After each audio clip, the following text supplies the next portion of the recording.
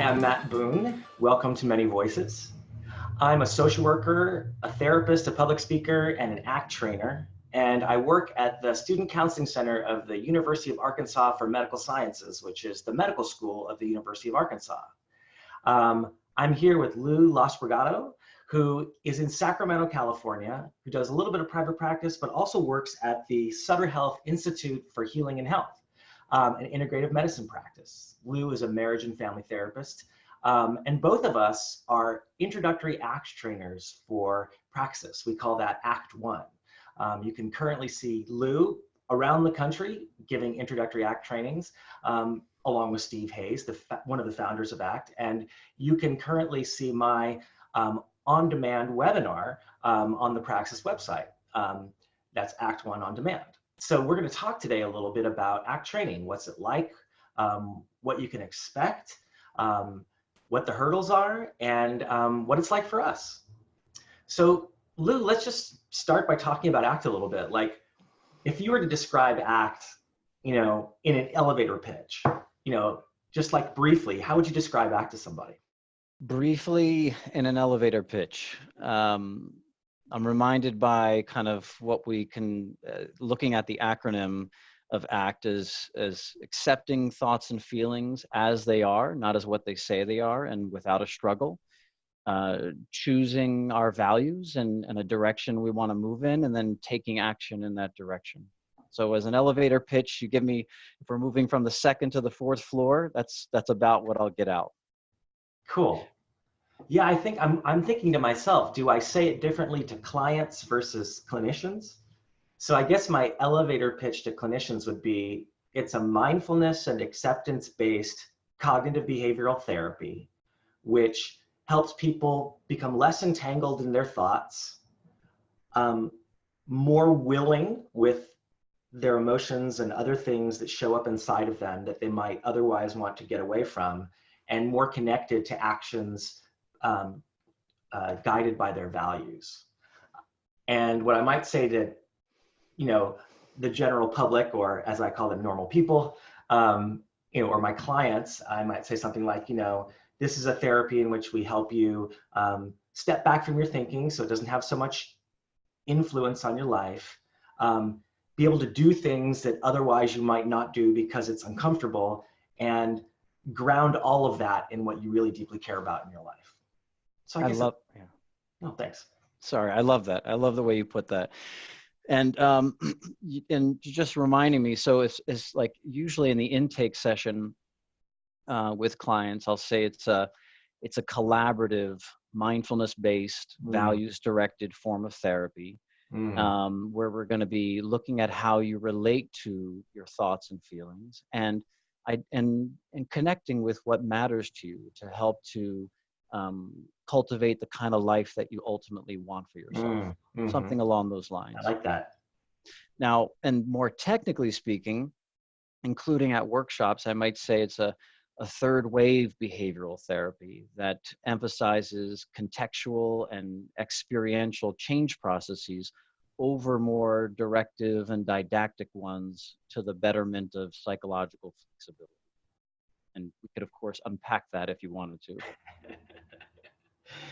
Yeah, I think I say similar sorts of things. I make a big distinction when I'm training folks between the ACT perspective on internal experience, thoughts and feelings, and the perspective which you encounter in many other therapies and change models, including evidence-based ones that make a difference in people's lives. I say, the one thing that makes ACT really distinct is that there's absolutely no effort as part of the therapy model to try to change thoughts and feelings, even the ones that we say are bad or problematic or dysfunctional or distorted. That instead what we try to do is kind of notice those and how they operate, how they influence your behavior and get in the way, and where useful, not be driven by them, not be entangled by them, and let your action be guided by something else, which is what you care about. I like that. And just to take that a step further, like I might say that, we're once again, as you said, we're not changing the thoughts and feelings. So we're not changing what people think necessarily, but we are in fact changing how they think in Hmm. that, right? And that's, I think, often a big shift for both clinicians and clients, in that if folks are coming in with a kind of a more mechanistic orientation, where the truth criterion is, what is factually true. Mm-hmm. We are shaping a new kind of thinking, which we can call functional Mm. thinking, in that we're looking at what works or what's helpful to achieve one's goals, and in this case, living a meaningful and fulfilling life. Mm-hmm. Yeah, I might say it like we're going to change our relationship to the process of thinking Mhm. so that we can step in and out of the stream of thoughts when doing so is useful or not. Mhm. And we're going to listen to thoughts only when they are useful for moving in the direction of what we care about. Mhm. Yeah, I like that. Yeah, and I think that's the biggest shift that once again, for both clinicians, even for myself coming into ACT, that was a shift as well. Even though I had a background in mindfulness coming out of Buddhism, and used a lot of mindfulness clinically, still it was that kind of that successful working sort of orientation that comes out of functional contextualism, which was still new for me. And can be, quite I think, a transition for people to make. And I would argue quite liberating too. Yeah, so unpack that a little bit for someone who's not initiated to these terms of art from functional contextualism, which is the philosophy of science based on radical behaviorism that undergirds ACT. What is something like successful working and a truth criterion? What do all those terms mean?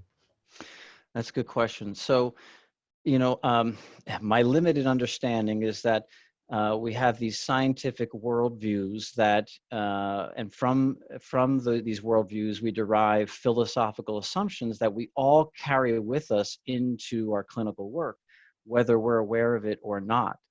So, and these philosophical assumptions have a truth criterion in terms of how we are orienting around the work that we're doing and what we're using to guide our assessment in terms of what's effective and what's not effective. Hmm. Someone, let's say, coming in from a more mechanistic perspective, they might be more interested in kind of what's factually true, and predicting and verifying that as well. And so this is going to be present in a lot of the cognitive behavioral second wave therapies, as well as in neuroscience approaches. Whereas someone coming in from a DSM-based system of care, they're going to be likely oriented more around categories and what's similar and what's different in terms of symptoms and criteria. And that might be their truth criterion.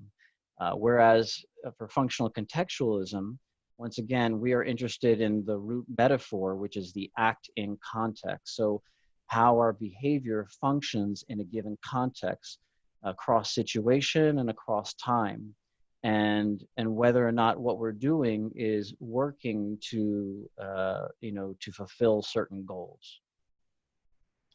Cool. So like, it sounds like the bottom line, if I could say it in the way I understand it, would be sort of like, we're not so interested in whether a thought, I guess this is the clinical application, right? We're not so interested in whether a thought is true or not, like I'm a bad person, or, I'm socially awkward, or people don't like me, the sorts of thoughts that people might show up in therapy with. We're not so interested in whether or not that's true, because in some ways we can't really know the answer to those questions.